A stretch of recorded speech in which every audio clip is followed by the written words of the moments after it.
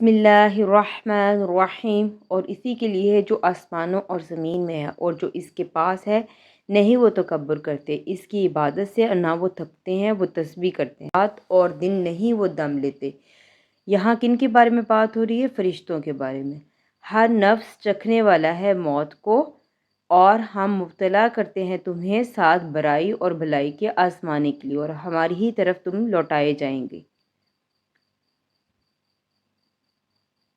اور ہم رکھ دیں گے ترازو انصاف والے قیامت کے دن، تو نہ ظلم کیا جائے گا کسی نفس پر کچھ بھی، اور اگرچہ ہو وہ رائی کے دانے کے برابر، ہم لے آئیں گے اسے، اور کافی ہے ہم حساب لینے والے۔ اور کہا ہم نے اے آگ ہو جا ٹھنڈی اور سلامتی والی ابراہیم علیہ السلام پر، اور نہیں بھیجا ہم نے آپ کو مگر رحمت بنا کر تمام جہانوں کے لیے۔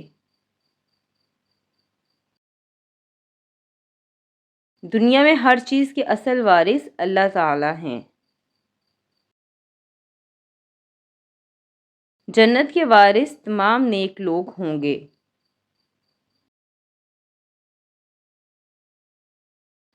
اور لوگوں میں سے کوئی ہے جو عبادت کرتا ہے اللہ کی کنارے پر، اور البتہ ضرور مدد کرے گا اللہ اس کی جو مدد کرتا ہے اس کی، بے شک اللہ البتہ بہت قوت والا ہے، بہت زبردست ہے۔ اس آیت سے پتہ چل رہا ہے کہ اللہ تعالیٰ نے ہمارا نام مسلمان رکھا ہے، لہٰذا ہمیں اسی سے اپنا تعارف کروانا چاہیے۔